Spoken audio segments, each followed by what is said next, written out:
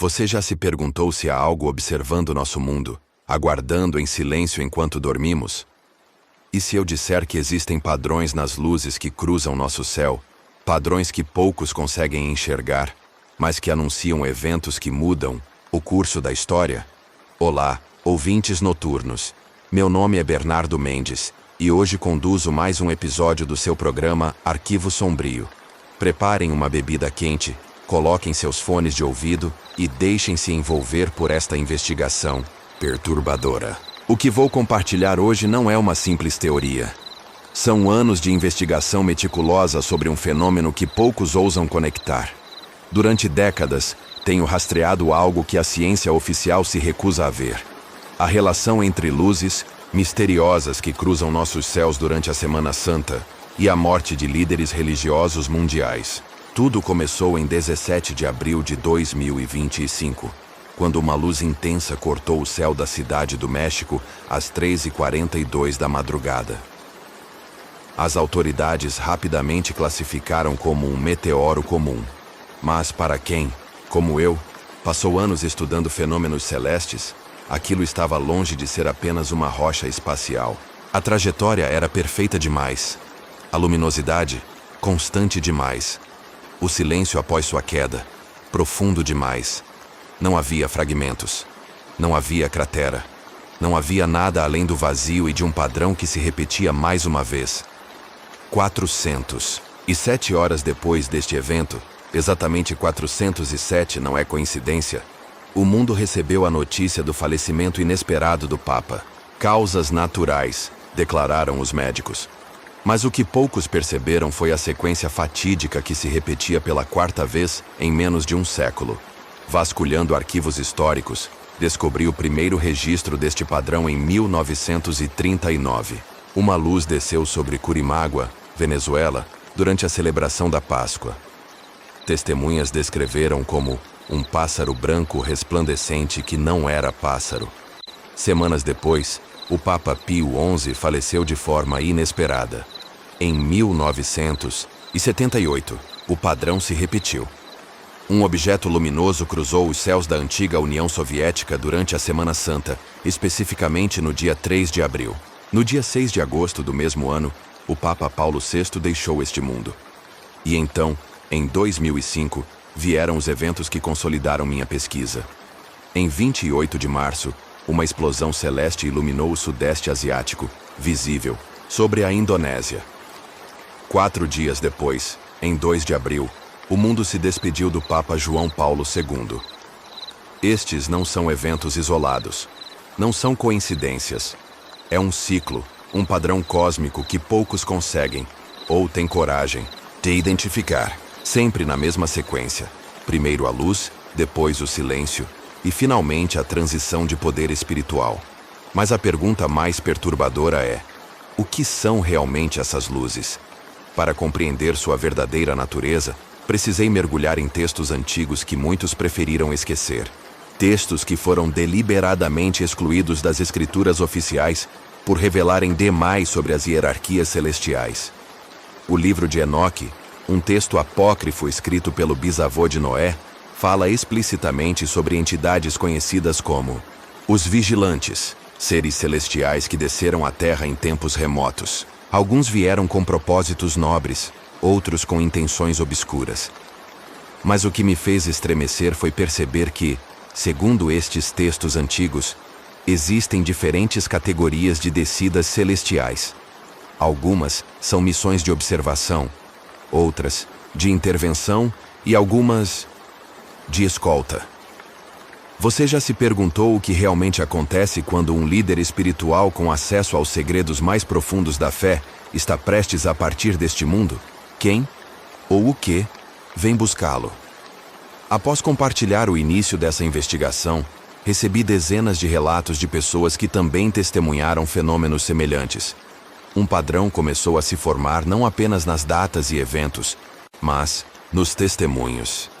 Se você está acompanhando esta jornada sombria comigo, este é o momento de se inscrever no canal e ativar as notificações. Deixe nos comentários se você já presenciou alguma luz inexplicável no céu durante períodos religiosos significativos.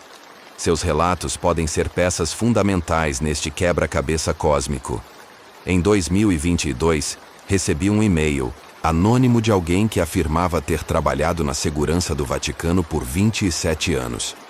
Este homem, que chamarei apenas de mensageiro, relatou algo perturbador. Existe um protocolo específico, mantido em absoluto sigilo, para quando certas luzes são avistadas no céu de Roma. Segundo o mensageiro, dentro das muralhas do Vaticano, em uma sala conhecida apenas por 7 pessoas em todo o mundo, há um telescópio antigo constantemente apontado para uma constelação específica. A cada Semana Santa, 3 sacerdotes idosos se revezam em turnos de 8 horas, observando o céu noturno. Eles não procuram cometas ou planetas. Estão aguardando um sinal. O mais inquietante é que, de acordo com este informante, quando o sinal é avistado, inicia-se um ritual de preparação dentro do Vaticano. Documentos são selados, objetos pessoais são catalogados e certos manuscritos são transferidos para um cofre subterrâneo. É como se soubessem exatamente o que está por vir. Inicialmente descartei este relato como ficção elaborada, mas então vieram as fotografias. Imagens de um caderno com anotações datadas de 1892, escrito em latim antigo, contendo registros meticulosos de descidas luminosas e os papados que se seguiram a elas. O documento usava termos específicos em latim: Custodes Caelorum, os guardiões do céu, e Transitum Pontificis, a transição do pontífice. Esses registros remontavam a 1431, muito antes da era dos satélites e da aviação moderna. Como explicar tantos avistamentos semelhantes ao longo de séculos, sempre precedendo a morte de um líder religioso? Em minhas pesquisas, encontrei relatos similares em outras tradições religiosas. Na Índia, em 1958, 17 dias antes da morte do 14º Dalai Lama, monges do mosteiro de Dharamsala relataram uma luz dourada que desceu sobre o templo, permaneceu por 9 minutos e então se elevou novamente, deixando um aroma de sândalo no ar. O padrão transcende culturas e fronteiras geográficas, mas mantém sua essência. Algo desce, observa, e então uma figura religiosa parte. É como se esses líderes espirituais precisassem ser autorizados a deixar este plano, ou talvez escoltados para o próximo. O que descobri a seguir me fez questionar tudo o que achava saber sobre vida e morte. Nos arquivos de uma biblioteca, em Alexandria, encontrei fragmentos de um texto copta que descrevia entidades conhecidas como psicopompos, condutores de almas. Segundo este texto, certas almas são tão valiosas ou perigosas que não podem simplesmente partir. Precisam ser escoltadas por guardiões específicos. A tradição cristã fala sobre anjos, mas o que são realmente os anjos? Os textos bíblicos originais os descrevem como seres aterrorizantes, tão diferentes da nossa concepção moderna de figuras aladas e serenas. O profeta Ezequiel os descreveu como rodas cobertas de olhos. Isaías falou de serafins com 6 asas e aparência incandescente. E se o que chamamos de meteoros ou fenômenos atmosféricos forem, na verdade, estas entidades antigas retornando? E se estiverem vindo não para observar ou julgar, mas para recolher alguém que concluiu sua missão terrena? Após o fenômeno de 2025 na Cidade do México, entrevistei 42 moradores que testemunharam o evento. 29 deles relataram o mesmo detalhe perturbador. Antes da luz principal cruzar o céu, pequenos pontos luminosos pareciam circundar a área, como se estivessem preparando o caminho. Uma senhora de 78 anos, que morava no 20º andar de um edifício com vista privilegiada para o céu noturno, disse algo que me arrepiou. Não era uma só luz. Era uma grande sim, mas havia outras pequenas em volta, como se fosse uma escolta. E o mais estranho é que minutos antes, meu relógio parou exatamente às 3h33 da manhã. A sincronicidade numérica aparece repetidamente nesses eventos. 3h33, 7 horas e 7 minutos, 40 dias exatos. Como se o tempo funcionasse diferentemente durante estas manifestações celestiais. Você já sentiu que existem padrões invisíveis governando eventos que parecem aleatórios? E se o que chamamos de coincidência for apenas nossa incapacidade de enxergar a ordem cósmica que nos cerca? À medida que aprofundei minha investigação, percebi que havia outro elemento perturbador neste padrão. Nem todos os líderes religiosos recebem esta escolta celestial. De todos os papas que faleceram, nos últimos 200 anos, apenas 11 tiveram suas mortes precedidas por fenômenos luminosos nos céus. O que diferenciava esses 11 dos demais? Após examinar suas biografias e realizações, identifiquei um padrão inquietante. Todos eles haviam, em algum momento de seus papados, acessado a chamada Câmara dos Segredos, nos arquivos secretos do Vaticano. Uma seção que supostamente contém documentos sobre revelações divinas não divulgadas ao público.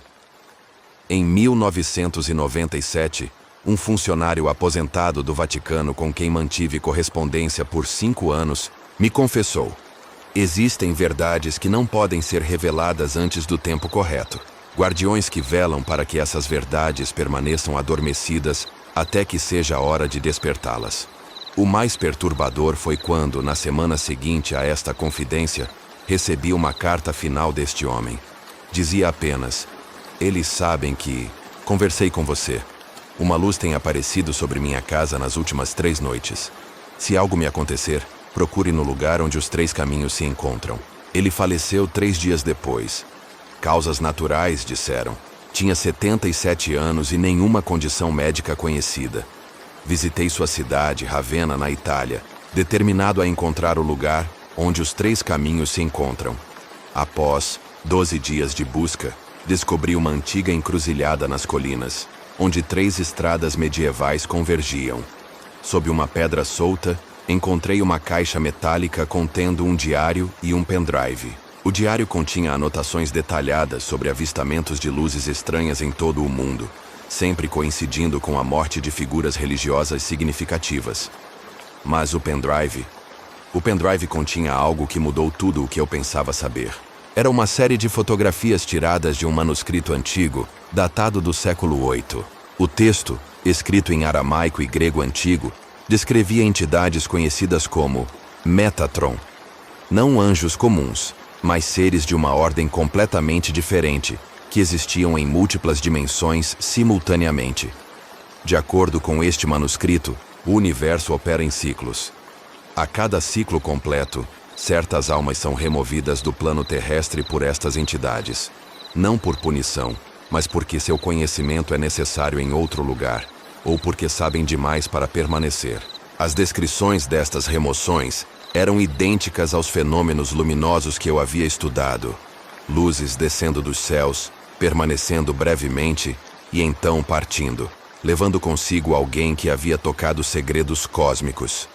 O manuscrito afirmava explicitamente: aqueles que veem além do véu não podem permanecer entre os que estão cegos. Quando o conhecimento alcança certo limiar, os guardiões vêm buscá-los. Em 17 de setembro de 2025, exatamente 153 dias após o fenômeno na cidade do México, recebi um e-mail contendo apenas um conjunto de coordenadas GPS e um horário. 23 horas e 17 minutos. Viajei até o local indicado. Um observatório abandonado no alto de uma montanha no Chile. Às 23h17, o céu se iluminou com uma luz azulada, diferente de qualquer fenômeno natural que já havia presenciado. Não era um clarão repentino, mas uma pulsação rítmica, como se algo estivesse respirando. Por 7 minutos e 33 segundos, a luz permaneceu, iluminando o observatório com um brilho espectral. E então, no momento exato em que desapareceu, meu telefone tocou. Era uma ligação de um número desconhecido. A voz do outro lado disse apenas: agora você sabe demais. Olhe para o céu nas próximas noites. Desde então, tenho notado um padrão perturbador. Pequenas luzes aparecem sobre minha casa a cada 3 noites. Não são estrelas, não são satélites, não são aeronaves. Elas permanecem imóveis por exatamente 7 minutos e então desaparecem. Estou compartilhando esta investigação agora porque sinto que meu tempo pode estar se esgotando.